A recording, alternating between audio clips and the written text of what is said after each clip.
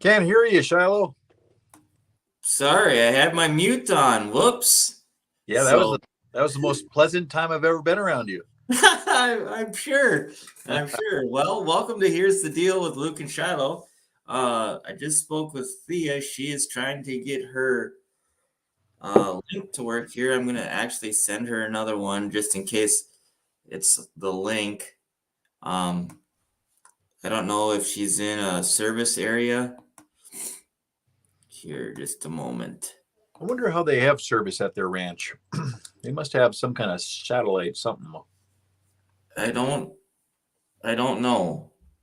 I think that's where she was the last time we had spoke with her. So, Um, so while you're working on that, people, what Thea Leah is doing is she is running for Senate for District 39, which happens to be my district, yes. and she's got guts. That girl does. I'm telling you, she's got some real conservative guts.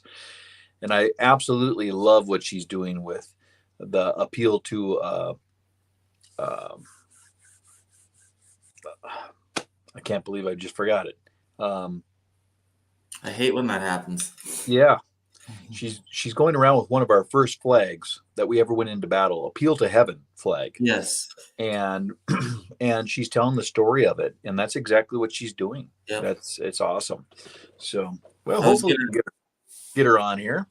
I was gonna actually bring that up with her when she was on, because I seen the interview with Beck TV that she did. It must have been yesterday or the day before, and they were talking about that as well. So, Yeah. I'm gonna give her a call right here, and see what if she can get on.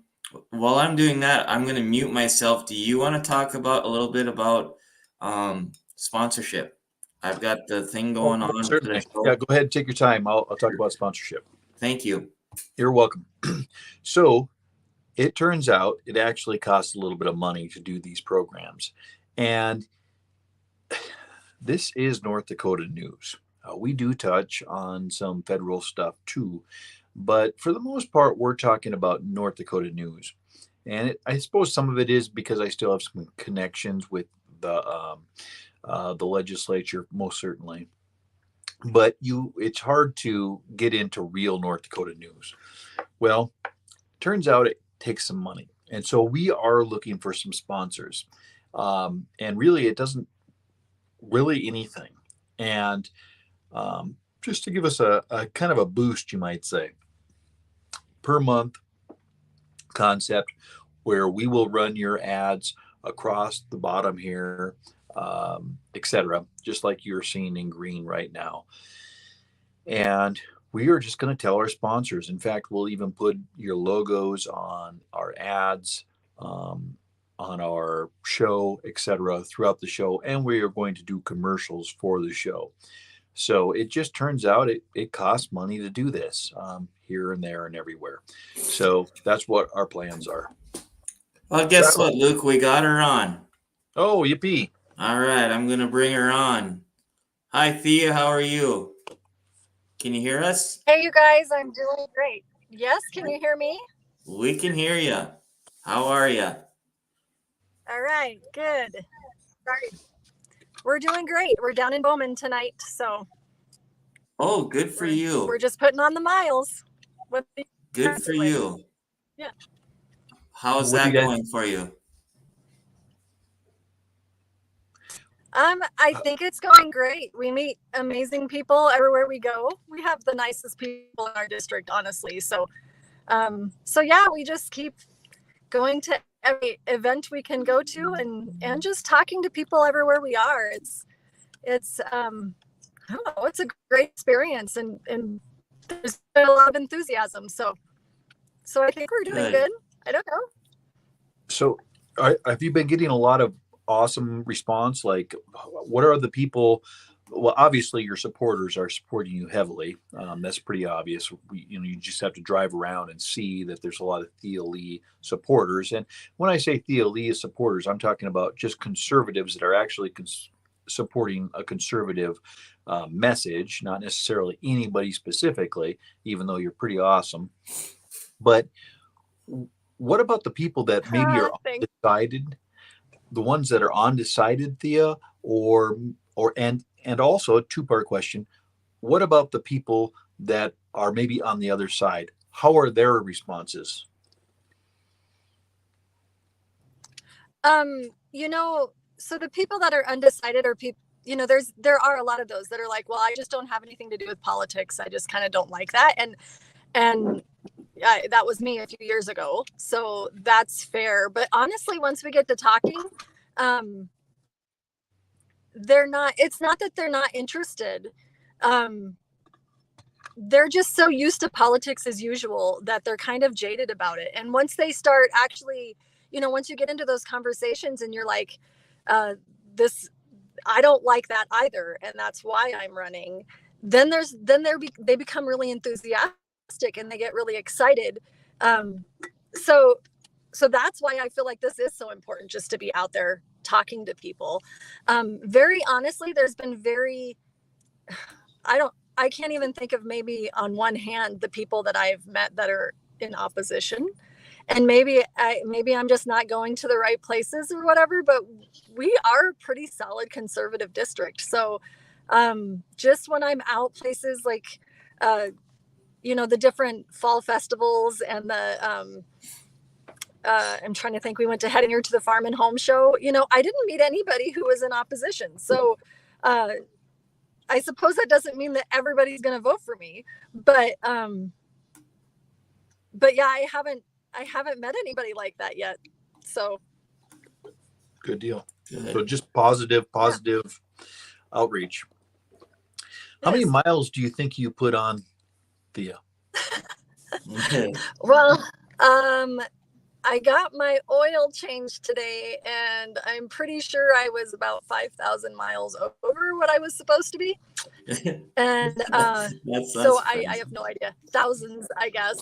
But I also made a trip to Nebraska in the middle of that for a wedding. So, yeah, I don't know. This is all I do, is drive these days. It's good. Well, make sure you have good company. I know one of the people that you keep, and I mean, all that liberal happening right next to you as you drive. I don't know how that works. Is she there right now? Well, I don't have liberal next to me. I have my girls with me tonight. So I don't know if you can see them. Oh yeah, there they are. Okay. Didn't want me to do that. Sorry. So yeah, I wouldn't want Luke to see me going. either. If you're talking about my ultra liberal friend Carrie Roller, we just left her house earlier because we were putting together some Halloween popcorn that we're going to be handing out this weekend. So yeah, we have a lot of fun. It's been a grand adventure. Yeah. She is a worker. And a worthwhile one. Yeah, very much so. So Thea, how do people give to you? How do you prefer it? I imagine they can send you a check. Go ahead and tell us, Shiloh, if you can write these down, we'll just go ahead and run these as an ad going across the bottom there. Yep. I know you like to ask them. No, I don't. And that's something we actually haven't done. We've kind of gotten in trouble for that lately. People are like, why didn't you ask for money? And not my strong point. We do have a website. So it's thealeecampaign.com. And so you can give on there. There's a button you can push and do that if you want to do credit card stuff. And then I do believe that my address is on there. So you can mail to my address. And then, yeah, I guess if you want to pass along some cash too, we are a pretty low budget campaign. We're doing more footwork and more physical effort than advertising, I guess. But it is expensive. So thanks for doing a little campaign fundraising for me there, Luke. Well, hopefully it helps. So. And then your message, how have you been getting your message out? Just door to door, talking to people, going to events? How can people find out what Thea Lee is about? And also, you encourage people to call you too. Is that correct? Absolutely. This is why I'm running, is because I, as a citizen, want my elected officials to be accessible. I want to be able to call them if I have a problem or an issue or an idea, whatever. So yeah, my phone number is 701-339-1458, and literally call me if you want to know my stance on any issues or whatever. And then my website does have some information about my stance. And then, of course, our Facebook page. And we kind of have a couple. There's Thea Lee campaign on Facebook. And then there's also the District 39 Conservative Republican page also that we have information on. And then I've written some letters and put in the newspaper. I've tried to be completely transparent. I'm not trying to I don't want to do the politics as usual where we're going to manipulate anybody to vote for you. I want to be clear about where I stand on issues so that people can be informed. And if we don't agree on those issues, that's fine. And that's fair. You don't have to vote for anybody if you don't completely agree with them. So I want to make sure that I'm being transparent about my issues, but also what my goals are and the things that I believe in. So that's what I've been doing. And I know that there's a lot of stuff going on because I'm running as an independent, and that's new, and people don't know what to think about it. And so I've been trying to be clear about why I'm doing that. Sure.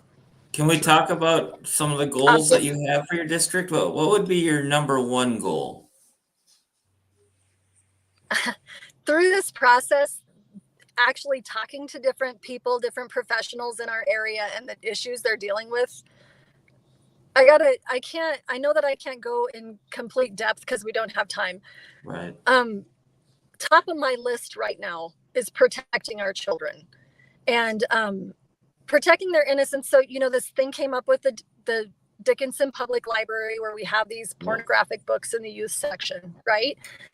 And so then I started digging. My professional experience is with the child welfare system, working with foster care and different kids that were in the juvenile court system as a guardian ad litem. And so I advocated for those children within the court system.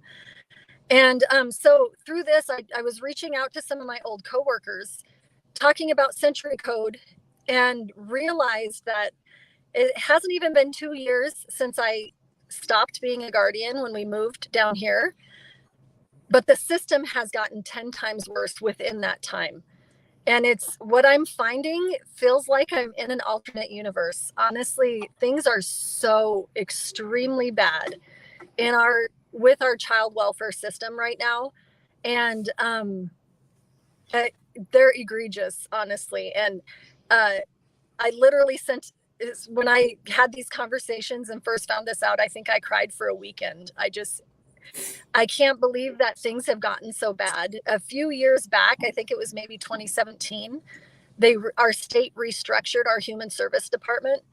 So we went away from having county social services offices, and we went to having human service zones. So Luke, I don't know if you remember when this happened, but when they did that, that's obviously really scary. We stepped away from our constitutional makeup, and we took the county's power away to make decisions for themselves.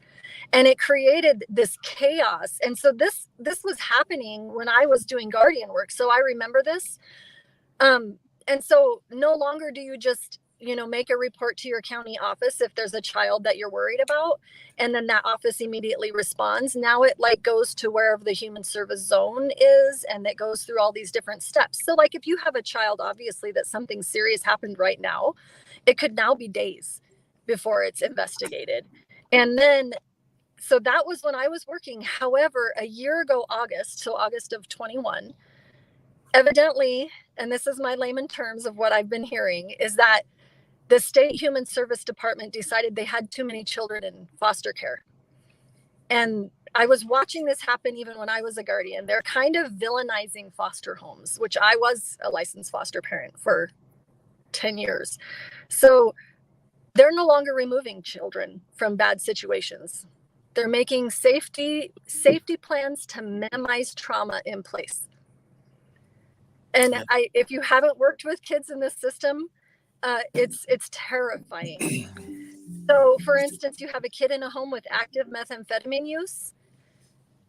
They just say, if you know you're going to use, get a babysitter. If children test positive for methamphetamines themselves, they're not removing them.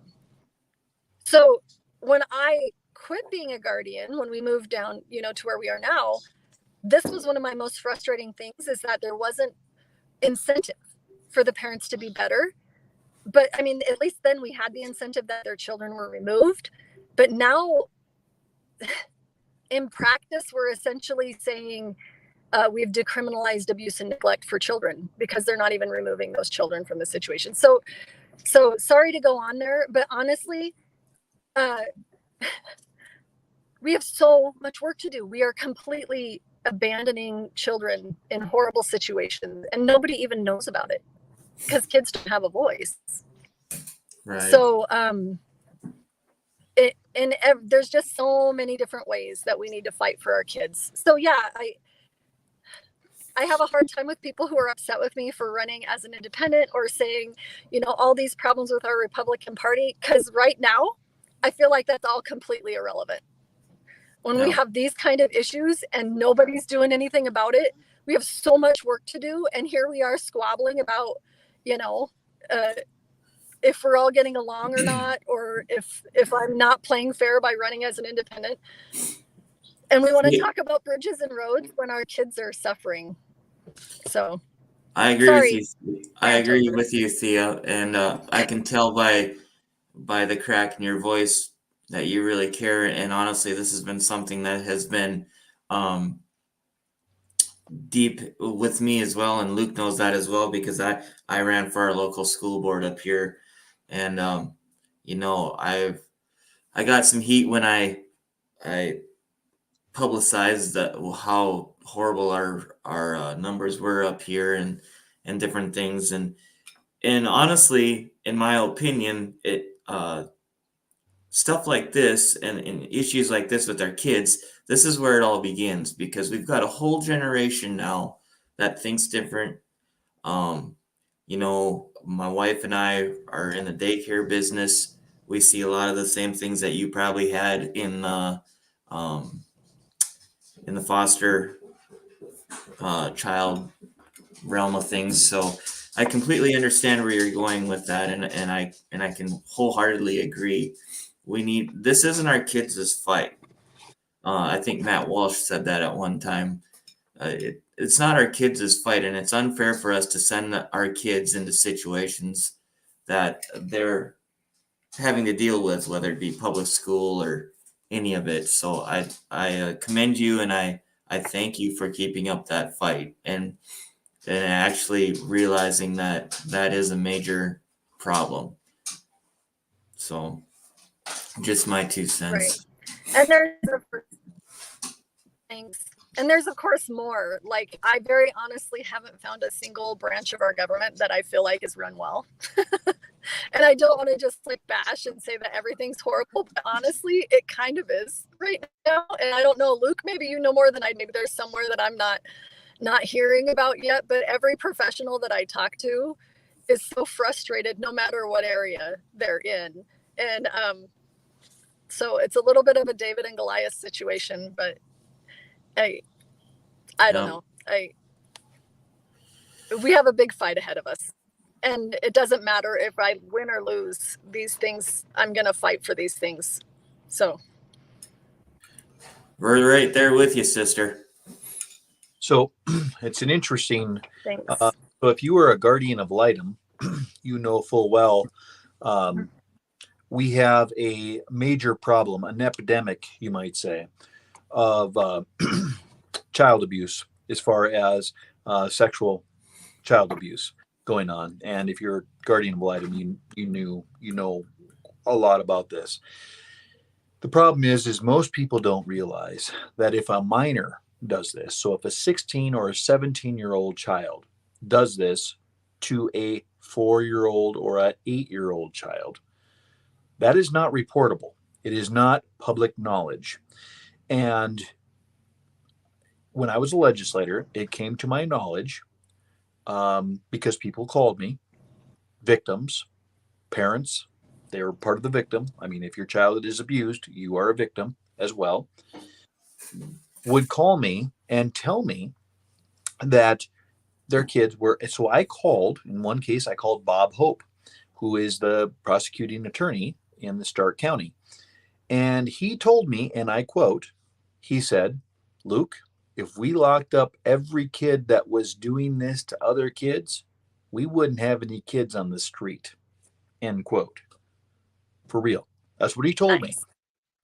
Now, that particular case, he did that. A 17-year-old kid who was turning 18 in a matter of 2 weeks did that to a 4-year-old girl.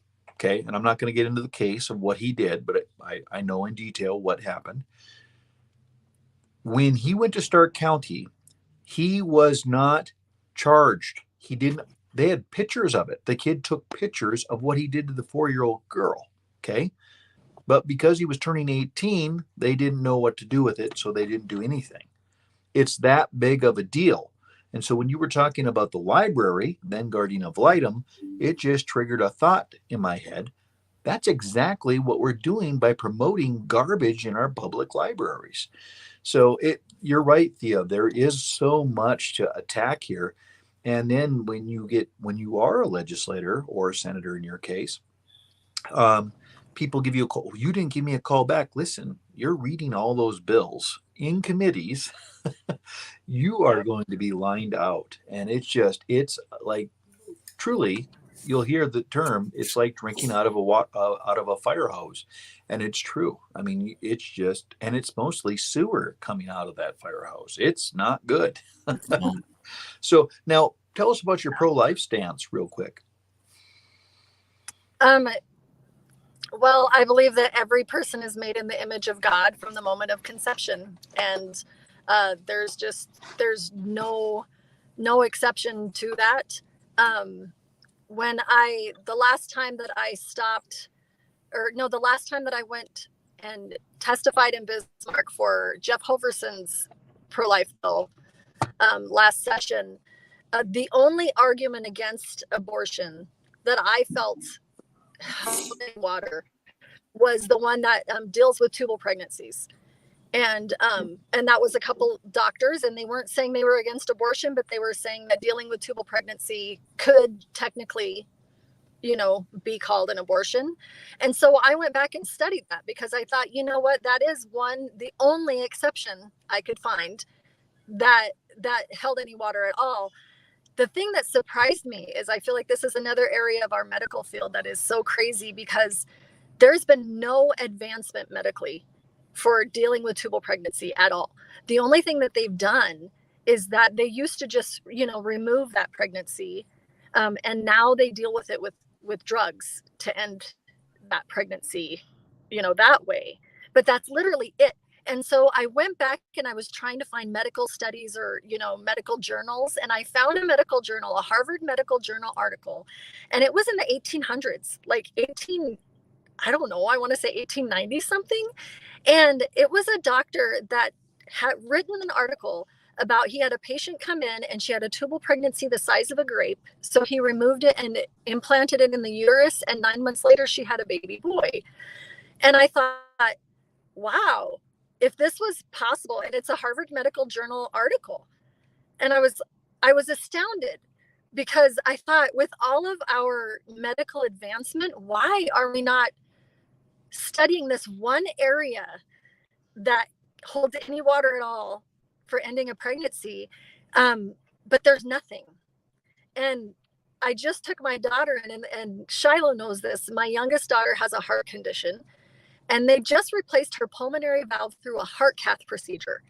And they went in through her vein. So she's 7, and her veins are tiny. Like, they have a hard time ever even getting an IV in, but they were able to replace her pulmonary valve through her vein. Now, you tell me that we have technology that can do that, but we can't develop anything in this area of ectopic pregnancy. So even that right now, I'm saying abortion's never okay. It's a human being, period. But that one area, like, I feel like the medical community needs to catch up on that, because that's it for me. So sorry. I wasn't going to bring that up, Thea, but now that you have, I was going to just make a quick comment because I do have that pulmonary valve repaired, and right now I have what they have called a pig valve in there. And when I was at Mayo a couple of weeks ago, and we were talking about different things in that, and obviously right now I'm good, so I'm not looking at having any surgery anytime soon. But they had told me that if that valve starts to give me problems, that's exactly what they're going to do with me too, is do the heart cath and the valve. So that was, I find it kind of interesting, Luke, because her daughter has the same diagnosis as I do, and it's called tetralogy of Fallot. And basically it's I don't know how you'd bet. I've had multiple valves repaired in my lifetime. So it has a lot to do with that, and the valves aren't quite right, and the heart muscle doesn't function as well as maybe one should. So at any rate, I just that was when you told me what she had. I've never come across anyone in 42 years that has had tetralogy of Fallot. So I just, that was, I don't know if it's God's way of putting us together somehow or getting us in touch with each other, but that was pretty cool when I found out. Not that, I'm just it's not cool. No, that I she, was kind of shocked too. I was shocked too. So my lifelong best friend, who I actually named my oldest daughter after, also is a She's also has tetralogy of Fallot. So Really? when Cedar came to us when she was 8 days old, and that was her heart condition, I saw that it was just a huge blessing from God, because my best friend's the same age as I am, and yes, she's had heart surgeries throughout our lifetime. But she's wonderful and beautiful and lives this wonderful life, and so it took all that fear out of that for me. And then to find you too, so now I have 3 Tets that I know. It's wonderful. That's awesome. So now, Thea, my next question would be, I mean, I hate to break up the family reunion here, but people want to hear about your belief. Do you have any qualms with the Republican bylaws? I know you don't have any qualms with the North Dakota Constitution, which I know you've read. So the the ND GOP party platform, is there any qualms that you see in that? Do you have any issues with that? Off the top of my head, no. Honestly, like I love the way our platform is written. I love that it is so much about human life, so much about how we were created by God, supporting our family units, men and women, how it goes through our private liberty, our landowner rights, lowering taxes, our rights to bear arms. So no, off the top of my head, I don't think I do. I actually believe that it's a really solid platform. And if we just followed that platform, we would be doing pretty well, honestly. Agreed. Now, Thea, in your guys' Right. Billings County, I guess off topic, but a lot of people in your district would want to know this question. What is your views on eminent domain? We shouldn't be taking anyone's land for any reason. Not for carbon pipelines, not for bridges or roads that we think need to be a certain place. If a landowner doesn't want, you find a different place to it, or you don't do it. So no, I will not support eminent domain. We need to fight for our property rights. I'm a property owner myself, and I don't want somebody coming and telling me that they decided they need a new bridge on my land. Absolutely not. I agree. And that is a hot topic down here. So. It is. And then, of course, the other one would be, and I'm asking, I think I know your answer here, but animal cruelty. We're seeing a lot of these bills happening. I'm referring to the Gary Dassinger case that happened in Stark County, if you recall. What are your views on that? And Mhm. as a senator, what are you going to do to combat that? There's a lot of special interest groups doing these kind of things across the nation where they're trying to take away the rights of ranchers to make decisions for themselves. And a lot of them are just completely unrealistic. If you've ever spent any time, I am a rancher, if you ever spent any time on a ranch, just like human beings, there are times that sicknesses happen and there's things that you can't control completely. And it's not the government stage. Now, obviously, if there's a major neglect issue, then yeah, you have a sheriff's department that can help with that. But no, we can't have special interest groups coming in here and doing this. And then it also branches over into this like environmental issues and such where they're trying to villainize the people who are growing our food and raising our food. And no, I will never support any of that. We are an agriculture state and we've got to have some common sense in there. And Thea, one last question. We are up against the clock here. Vaccines, forced vaccines, Dr. Fauci, just 2 minutes. What are you thinking? Honestly, I think he's a criminal, and I think that he needs to be investigated as such for the egregious things that are going on. When you have young people who are dropping over and passing away unexpectedly, we've got to. Yeah, it is. My daughter just said mass murder, and very honestly, it is. Like, these things are not okay. We can spout that it's my body, my choice for women's health, but we can't do that to make decisions for ourselves. No. And so brushing off of that really quickly, I also believe that we absolutely need to make sure that parents are informed of their rights, whether or not to vaccinate their children at all. Informed consent is a huge thing. And honestly, there's a lot of parents getting bullied right now. And our state law says that you don't have to give your children all these vaccinations to put them into school. You can sign your waiver form, and they're not telling parents that. And so that's something we really need to work on too, especially now that the CDC is trying to add in COVID vaccines for children and infants. Absolutely not. We have to fight against this. Right. And the only reason our governor isn't enforcing that right now is because. Oh, Luke. Did he disappear? No, yeah, there he is. I have an old constituent trying to get a hold of me. I'm sure he's asking me who to vote for on a few things, and I never tell people who to vote for. I always tell them what I think, but I don't tell anybody how to vote. Same person called me just a little while ago too. Now you can see why I voted for you, Thea, because you're strong on these issues, and that's exactly the kind of people we need in office. That if the animal rights activists are in my yard, if I can call my senator and she's going to be there within a matter of probably 45 minutes to an hour max on all these issues. And that's exactly why I voted for you. And I did vote for you already. You know that. I sent it to you. You did. You sent me a video, actually. Yeah, that's right. Thank you. You're welcome. You deserve my vote. And if you don't deserve my vote, I won't vote for you no more. I'll campaign against you. Okay.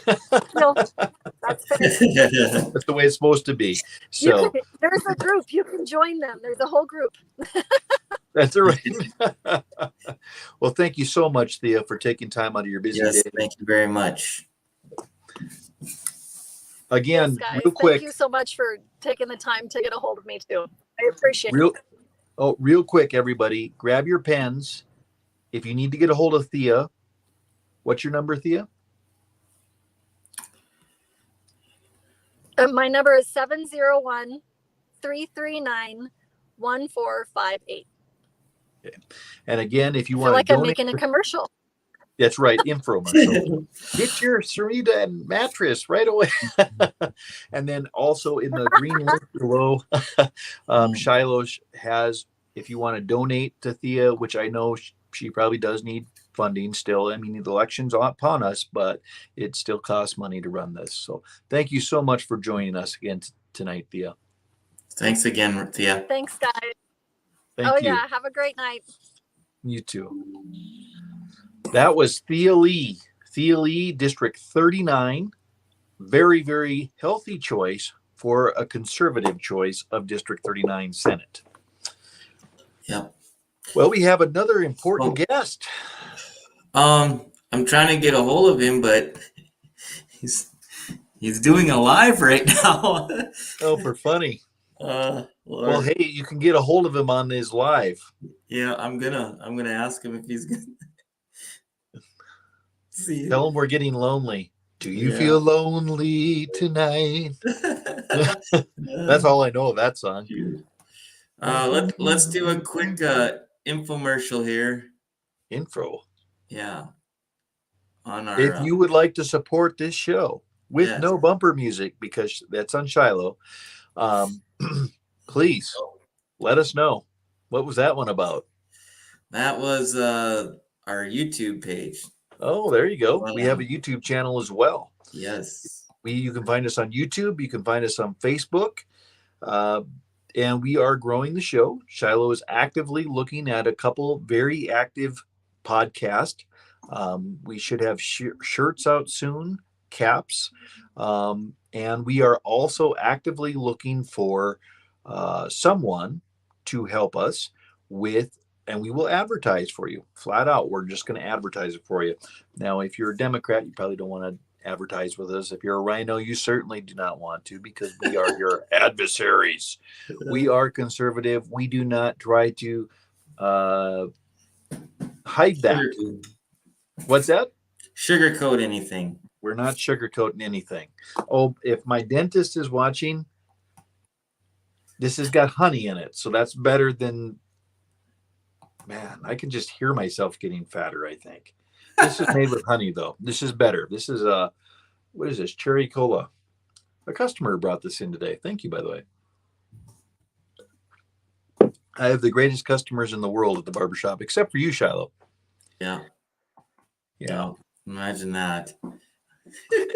I made him jump the other day. He comes in for a head shave, and right here, right on the little fat roll by your glasses. Fat roll, yeah. Yeah, a little fat roll.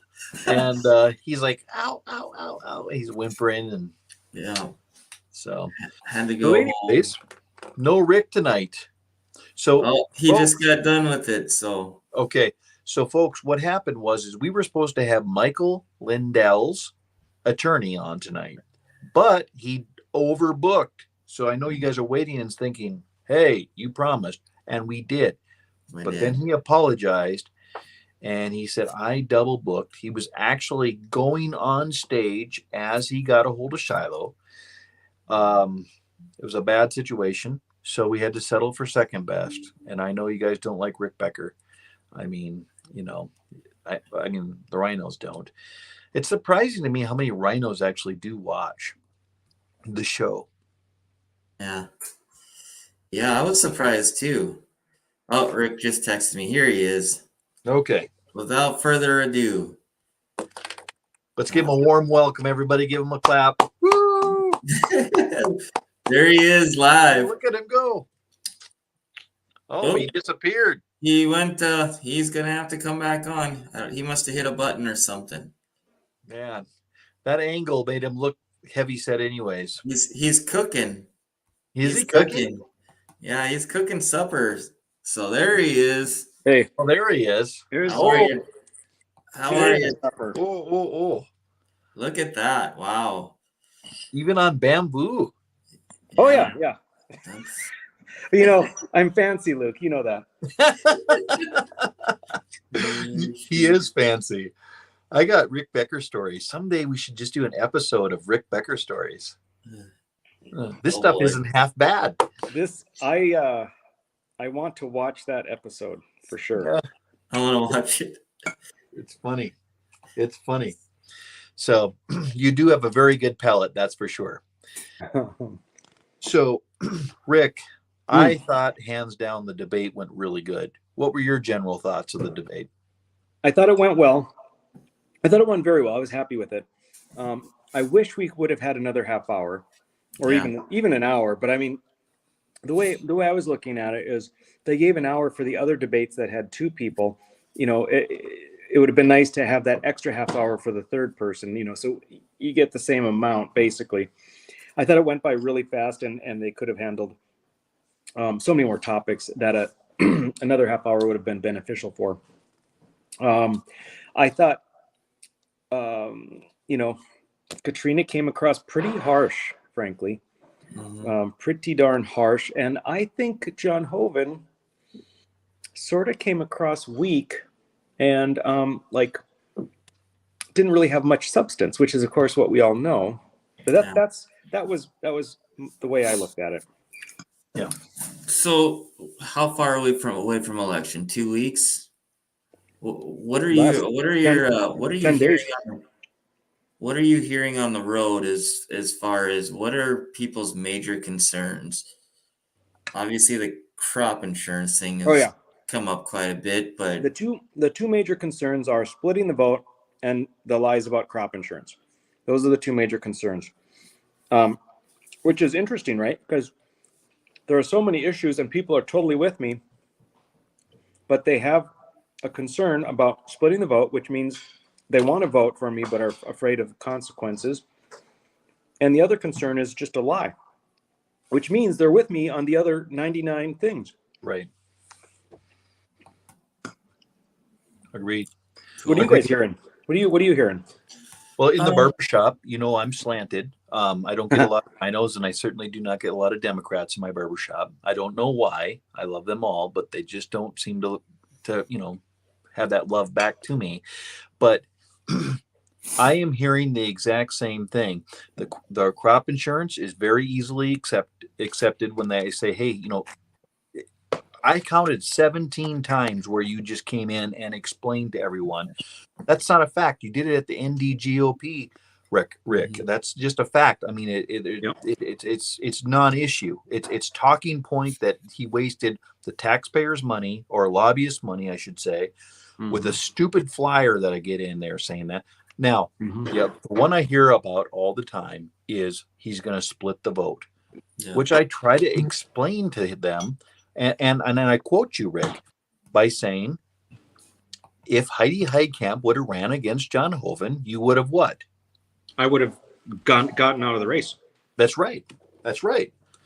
And so I think she would have split the vote. Because I analyzed it for the last 12 years. And Heidi Heitkamp is the only person that would have been able to split the vote. Would have benefited and gotten in from splitting the vote. So could you explain that to us really quickly again? I mean, I'm sure you get tired of saying the same things over and over again, but how can this not happen? Well, so to split the vote, what you need are the two candidates that are fighting for the same group of people. We're fighting for the conservatives, I guess. I feel like I shouldn't have to fight for the conservatives, because he's so far from a conservative, but we're fighting for the Republicans, we'll say. And so the concern is that, well, let's look at it this way. In most states, a Democrat Republican Senate contest will end with like a close vote. It might be 49-51 or a 47-53. It's going to be close. And so if you get a third party candidate that gets in and even gets 10%, a lot of times 10% will split the vote, and that person will be a spoiler. So if you get someone in who's going to get 30% or more, in most cases, in all states really, except North Dakota at this time, maybe Wyoming or others, it's the only place that you can have a person getting 30% or more as a third party candidate and still not split the vote.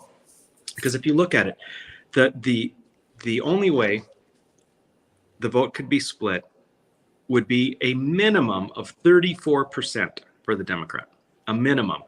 And that would then have to be that John Hoven and I get exactly 33% each. If either John Hoven or I get more than 33%, it's literally impossible to split the vote and let the Democrat get in. It's impossible. But more than that, we have to look at the likelihood of what the Democrats going to get. We have a race in 2022 that's very similar to the mood of the country and the state in 2010 with the Tea Party, and again in 2016, which ushered in the full Republican red wave with Donald Trump. People are sick of Joe Biden, and they're sick of wokeism, and they're sick of all the crap going on, and they're sick of the COVID crap. This is not a good year for Democrats. No Democrat should expect to do very well this year. In addition, Katrina is brand new. She has no name recognition. I don't know that she's doing particularly well, say in debates and so forth. She's not going to be up in that range. And so again, I've looked at all the races for the last 12 years. And in these circumstances, especially with a poor candidate, you'd be looking in the upper teens. Okay. Now, Cara Mund is probably going to get out a lot of the pro-abortion vote, and that'll help Katrina. You know, she may get into the mid-20s. And so what I'm telling people is it possible? Is it theoretically possible? It is. Could I be wrong? I could. But you know what? It's possible that you're going to get in a car crash and die on the way to the grocery store tomorrow. But it's such a small risk that you take that risk. This is that type of scenario. This is an unusually wonderful opportunity for people in North Dakota to vote for a true conservative, for someone they believe in, someone they know in their heart is the right person. They don't have to do the typical thing that most of the rest of the country would do in this circumstance, which is to plug their nose and vote for the lesser of two evils that are remaining. You don't have to do that. So, I mean, what a sad, sad thing to sacrifice that opportunity that we have here in North Dakota. Right. I thought it was kind of funny. The only thing that I could think about when John Hoeven was talking about splitting the vote, I was like, well, you're a Democrat anyway, so it's going to be between you and her splitting the vote. But so I thought you did really well. You did. I commend you on keeping your composure. That's for sure. I think that I felt anyway that it was kind of a strategic plan is where they placed you right in the middle of those two. And then you had a moderator that, I mean, my dog could have done a better job of keeping control of that as he did. And I know, Luke, you know the guy, and I might be harsh on him, but He's a nice guy. Yeah, but let's be honest, things got out of control. So I'll commend you on that. So what I thought was funny about that is John Hoeven shamed the Democrat. yeah. And then she told him, well, you did it to Rick. And I just died laughing. I was like, oh boy, pretty soon someone's going to throw the apple at the teacher because, I thought it was a little bit, there was a lot of talking going on, and it was kind of like, so I kind of thought that was kind of sad. Yeah. The podium positions, the way that actually worked out was that I got a call from Prairie Public. And they said that, normally they would for instance, the first to give the opening statement versus the closing statement, the order, we had to pick numbers out of a hat. But I got called because for the podium position, John's team requested that he have the podium on the right, to the audience's right. And so, I didn't care too much about where we would go, but I wanted to be next to John no matter what. So I could take him on instead of from a distance, I could go right at him. So I just asked Katrina, I told Katrina, listen, it's not important to me. It doesn't matter too much, but if I had to pick, I would prefer being in the middle so I can be next to John. But I'm happy to flip a coin with you, whatever you want. She said, no, that's fine. Go ahead. So that's why I was in the middle. Sure. Well, you've always been that middle of the road kind of Republican anyways. Oh boy. Another thing that I really, if you can't attack the message of somebody, you attack the character of somebody. Mm-hmm. And that happened to you. And I just wanted to say thank you for not responding to that. I noticed it. Shiloh and I talked about it. Yeah. Rick, you actually just kind of blew it off. Like you just like, No, let's stay to the issues, because never once have you attacked Mr. Hoven personally. I've No. never heard you do it. Now, these rhinos would think that you're doing that, but you're not. You're attacking him on policy and lack of leadership. Period. That's it. There's never been a time. I've actually, Rick, I've never heard you attack anybody on, ever, on a personal note. I just haven't. So that I wanted to say thank you for doing that. Yeah. But it was interesting to me that he attacked you and said you got nothing done in the North Dakota legislature. And I quote, he said that. Yep. And I'm thinking to myself, any conservative in the state or a 5-state area, because your bills have been mimicked throughout the United States of America, fine. Yep. Yep. And he's saying you didn't get anything done. But that is in tune and in sync with the rhinos that we dealt with in the Bismarck legislature, because it's all about bringing home the bacon. If you don't bring home bacon, you are a nobody. That's how it is. And I was just like ready to throw my device I was watching the debate at, because I'm thinking, what is he talking about? For the most part, all the conservative bills came from Rick Becker. So anyways. Yeah, it was pretty funny. He's basically mimicking the talking points that Scott Hennon has. Scott Hennon keeps saying Becker didn't accomplish anything. The Bastiats didn't accomplish anything. And it's hilarious because I can go down a list of all the things that not only that I got passed or that we got passed, but even things that we introduced and didn't get passed, but it helped move the needle. And then a version maybe got passed the next session, or they actually did get passed a session later or 2 sessions later. Even in our quote unquote failures, we're accomplishing something. They are victories in the long run. So that's all he's mimicking. You know, as far as not responding to the attacks, I had some really good advice. Excuse me, ahead of time. I got too much sriracha on my noodles.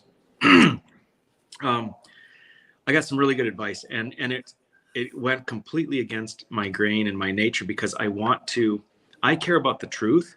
I just care so much about the truth that if someone is going counter to that, I feel compelled to stop and straighten it out, explain. I tend to get too much into detail. That's just me, because understanding and truth are just critically important. But this guy convinced me, and he was exactly spot on.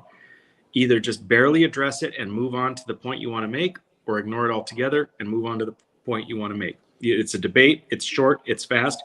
Viewers are going to come away. They're only going to remember a couple of things. If you're constantly defending yourself, then they're going to remember the attacks. If you ignore the attacks and you attack back on policy, they're going to remember the bad policy votes that he had. Great advice. That's what I tried to follow. Gotcha. Yeah. We got a question here about eminent domain. Does Rick support eminent domain to build the bridge to, I'm not even going to try and say that, Terabithia? It sounds like a Lord of the Kings or something. Yeah. So I don't support, I'm generally against eminent domain no matter what. Yeah. Must be about the pipeline. I don't know. What about, it's not a bridge out west? You guys would know what that's called, right? Because isn't there some big eminent domain thing about a bridge out west? Yeah. Yeah. Going across the Little Missouri River. Yeah. So, what it comes down to is eminent domain should be used very sparingly and only for critically important things. And I think the terms used are common use and public good, right? If we're going to have a society that's functioning, you need to have electric transmission lines. You need to have some of these things going. And you never want to use eminent domain, but as a last resort, there may be times when it is a common use, public good, whatever, that you might have to do that. And of course, eminent domain is where the government steps in and says, yeah, landowner, property owner, you have to provide this easement. But the Supreme Court also said you have to be paid a proper amount of money for it. But what we have, let's say, for example, the legislation that I had drafted for the next legislature prevents the use of eminent domain for carbon dioxide pipelines, because that is a perfect example of them trying to roll it in. It's purely for private economic development, because you have a waste product that some companies want to get rid of in carbon dioxide. And then you have other companies that are like, hey, we can make a ton of money with this 45Q scheme that John Hoeven did by pumping this carbon dioxide, this waste product underground. It doesn't benefit anybody else. So private companies are going to get rich off of it. Never should eminent domain be used for something like that. Hopefully that moderately answers the question. Yeah. Of course, then the lines always get crossed Right. eventually with that, in my opinion. So I know if you go to Boston, Massachusetts, there's not a straight road for a quarter mile because they didn't believe in eminent domain. And it is some crooked roads, crooked roadolitis, we'll call it, over there in Boston. So tomorrow you're going to be in Fargo at Jake's chiropractic office, correct? Yep. Where else are you stopping? So 11 o'clock, I'm gonna be at a couple of assisted living places. At 11 o'clock, I'm gonna be at Bethany in Fargo. At 1 o'clock, I'm going to be at Eventide. 2 o'clock, I have an in-studio interview with Tyler Axness. 4 o'clock, I have a studio interview with Chris Berg. 5 o'clock, I'm gonna be at Jake's place. I think that's all I have for Friday. And then on Saturday, I'm gonna be tailgating at NDSU. And following that, I'll be tailgating up at UND.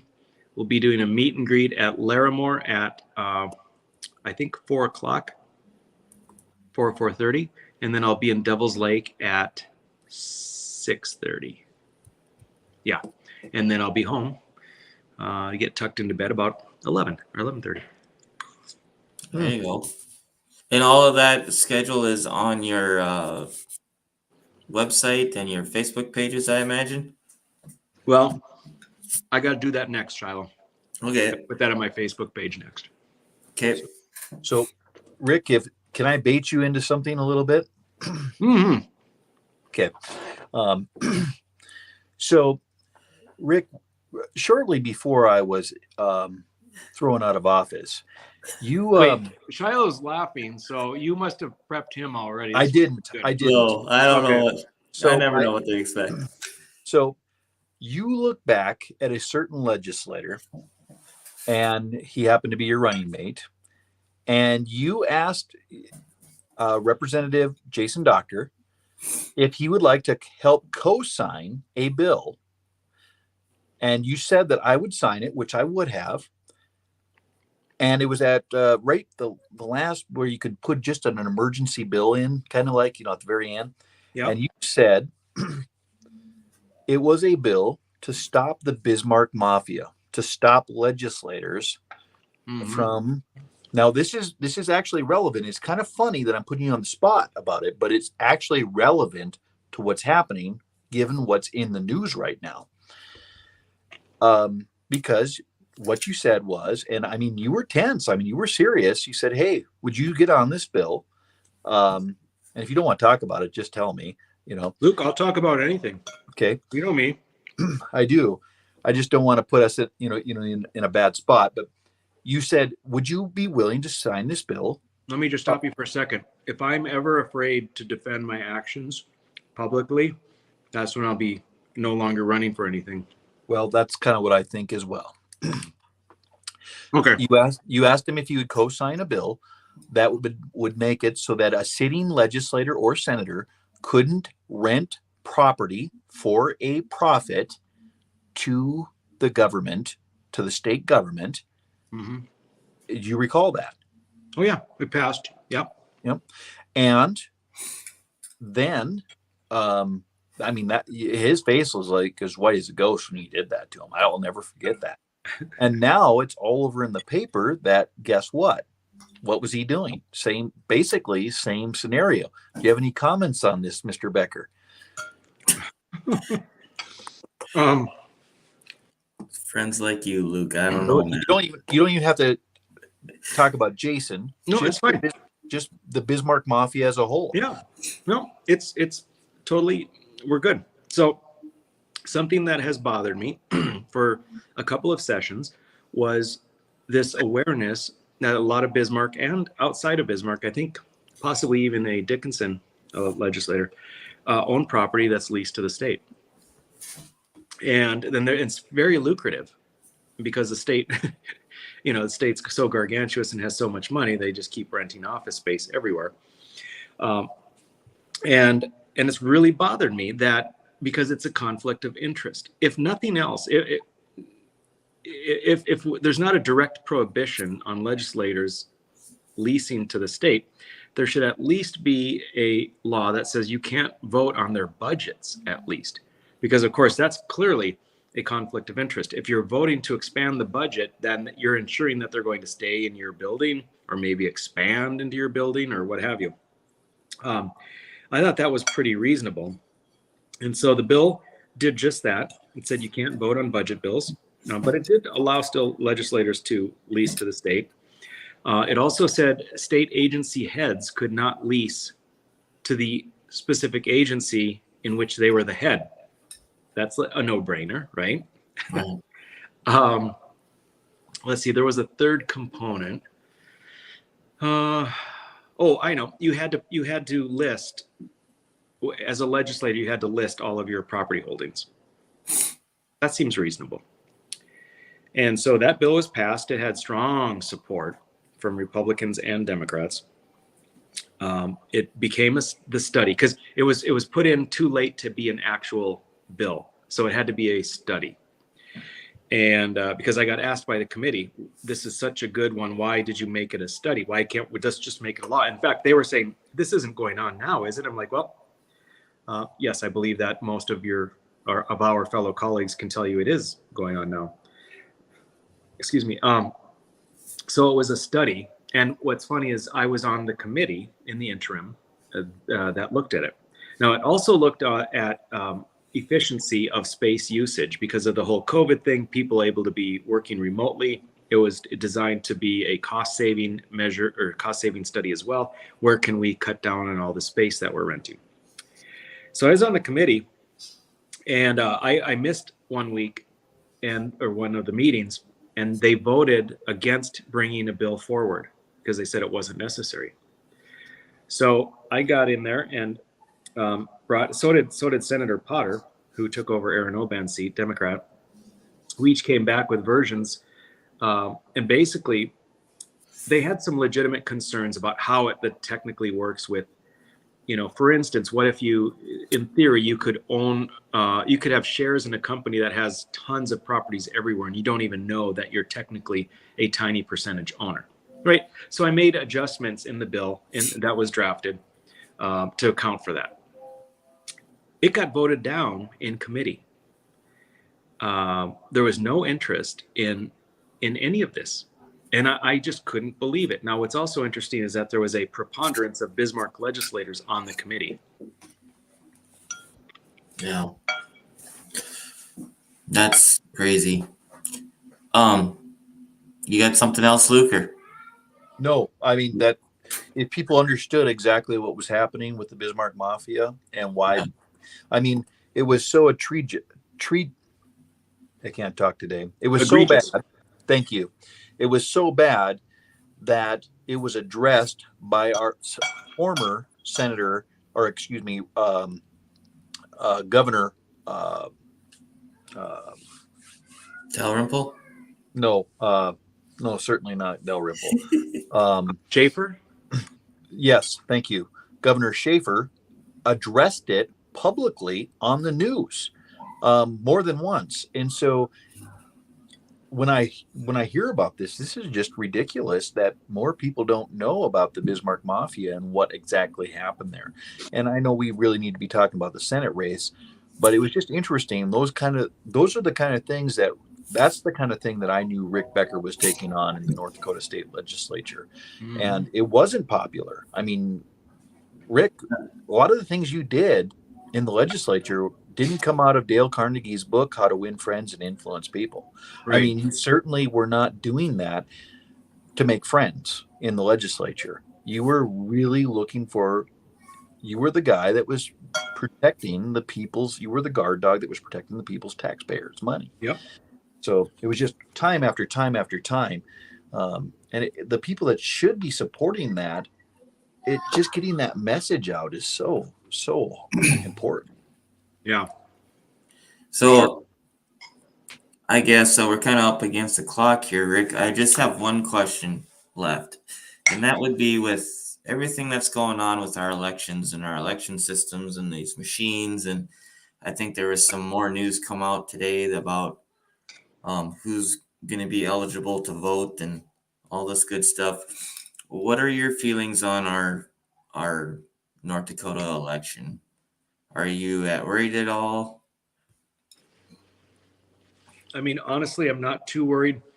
I have to look more into this whole citizenship thing. Likely, I haven't looked into it deeply. Likely, it's something that's based on a Supreme Court ruling that we probably can't do anything about. But I haven't read it, the Attorney General's letter of opinion. I think this is primarily a state issue. Yes, it affects the country, but in our Constitution, it says that state legislators determine how the elections are conducted. We have to do our very best to make our own states as secure as possible. We need to know that there is election integrity. It's critically important for all elections. And I think what I'd like, so for this election, I don't have big worries. There might be some shenanigans, probably not a ton. I just don't think so, not like in some other states. But it doesn't mean that it's not coming. To me, it's a no-brainer. Go back to, well, number one, eliminate mail-in voting. Number two, I would shorten down the time of early voting. Number three, only paper ballots. That's very easy and straightforward. Number four, make sure that there is proper funding to have adequate polling places. We want people to have access to vote, and not have, well, gosh, I don't want to drive 100 miles as the reason why they are an advocate for mail-in voting. So you just make enough polling places, and then that should be the model that we and other red states are going to follow, and we push the blue states to follow as well. Cool. Well, I guess that's all I have for you. Pretty much answered all my questions this evening. I do appreciate you coming on short notice and saving us. I'm sorry to bother your supper. No. So I was offended that you were talking with your mouth full, but other than that. Well, Luke, you know what? The show I watched a couple of shows ago, I thought that's what we were supposed to do, because you were eating through the whole damn thing. Yeah. See? Oh, I've been nice to Luke, and people have made comments about that, but I've been nice to him, so I wasn't going to bring it up. So I'm glad you did, Rick. I identify as not eating during so. Well, being a Senate candidate, you typically would definitely refrain from eating like this on camera, but I'm just me. So yeah. And that's how we can identify with you is because you do things like this, and that's what I appreciate anyway, because there's not a lot of people that would. So, and I get that a lot from people that call me and talk, is they're amazed that you answer them, and so I do. I appreciate that. It is so funny when I get phone calls and I answer it, and there's a pause. There's a long pause, and they're like, "Is this the Rick Becker campaign?" I'm like, "Yes, it is." And they say, "Is this Rick?" "Yes, it is. Hi, how are you?" Yeah. Oh my! I can't believe It's pretty fun. The first night that I reached out to you, I told Luke, I said, I'm just going to go out on a limb and reach out to him and see what happens. And sure enough, 10 minutes later, I got a response. That was pretty cool. So I was like, all right. I know I missed some. I definitely missed some because so many come in, and it's too bad. But that's how it goes. You want to say hi to Rick? We've got one of your signs in our yard, and she always gives me a hard time about this because I have a big 4x8 in the yard, and then so she always gives me a hard time about my friend Rick Becker when we drive by one. Oh, this is my daughter Landry. Landry, hi Landry. Can you say hi to Rick? She pretends to be shy most of the time, so yeah. I can assure you she's not shy. So. Are you still holding it against her that Luke, about what was it, the ballerina that she called you? Yeah, she called me a ballerina last time. I couldn't. So now, Rick, when you're out and about, what is the response you're getting from people? I mean, like, I know I've seen the Rick Becker fan club, the groupies, we used to call them jokingly. But when you're out and about, how are you meeting people when you're meeting them? I mean, you told us a little bit about your schedule going to be tomorrow. When you're meeting people for the first time, how are they receiving your message? Even in Fargo, liberal Fargo. Really, really positive. Really positive. But here's the thing, we'll see what tailgating is like. But even when people are meeting me for the first time, they're meeting me in an environment in which they know that where they've decided to participate actively in something political. So people who have that interest, well, first off, if they're far left, they probably already know me and hate me. But if they're even neutral at all, the things that I say are just common sense, liberty things that are good for North Dakota. And so they're fully on board. So it's really, really positive response. The problem is, though, reaching people who are not politically engaged at all and have no interest, but are still going to vote. And there's a lot. So, I just have to, it's with caution that I say what a positive, overwhelmingly positive response it is, because as much as it's far greater than I ever thought it would be, it is still to some degree a bubble. Maybe it's a big bubble. But the problem is that there is a bubble of those that are apathetic or ambivalent or not engaged that will potentially determine the outcome of the race. There's a lot of that. I was just telling some people the other day that I reached out to some people who here in town and asked them if they wanted one of your signs, and they responded was, to be honest with you, Shiloh, I haven't been following it all that much, so I sent some of the interviews that we'd done with you before, and then not really thinking much of it. And he came back a couple days later and said, I watched the stuff that you sent me, and I actually went on his website, and I've been listening to him most of the day at work.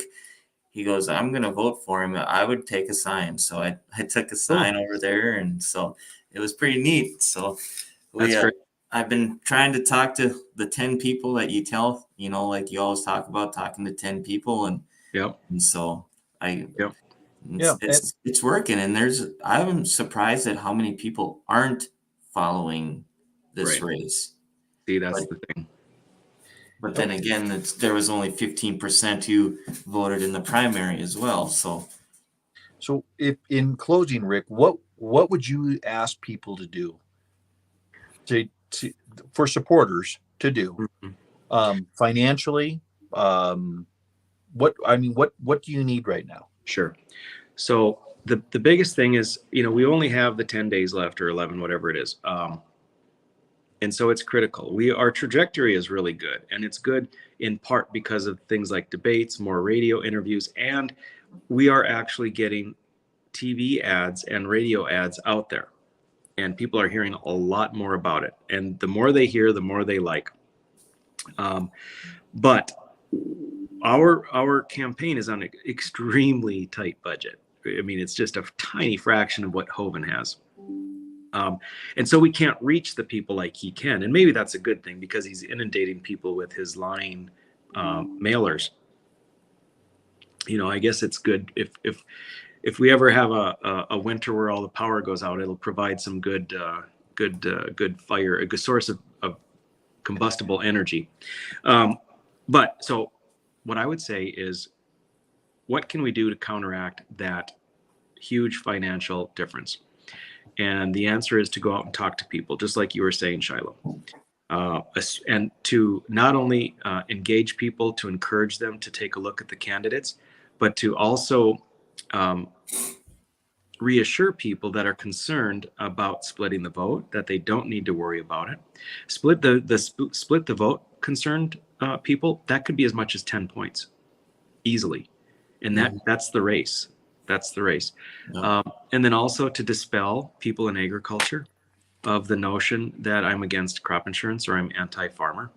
That's another few points, several points that it could swing if we don't get the message out. So it's number one is going out and talking to people, certainly about one of those three things.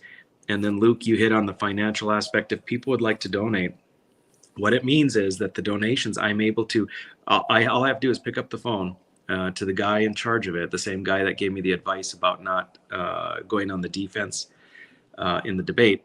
All I have to do is say, hey, we've got another, $1,000 or, whatever, groupings of hundreds or whatever it is. I've got more money, put to ads, boom, it goes up and it's already done. So if people would like to make donations, it's not too late. The money is not going to be unutilized. It will be used, and it will be used instantly by me just telling him we're committing this much more money to more radio and TV ads. And that's how we reach the other people. If people do want to donate, you can mail a check, although I would encourage, if you are going to do it, I encourage you to do it pretty darn fast, like tomorrow, because the mail can be slow. You would write a check to Friends of Rick Becker. The address is on my website. The website is also where you can donate by credit card, where we get the donation obviously instantly. The website is rickbecker2022.com, rickbecker2022.com. Any help is much appreciated. Well, we thank you so much, Rick, for being, not just being on the show tonight, but for everything that you've done for us and are trying to do, and for the state of North Dakota. I really appreciate it. So yeah, thank you. Well, all right. You have a great night, Rick, and have some.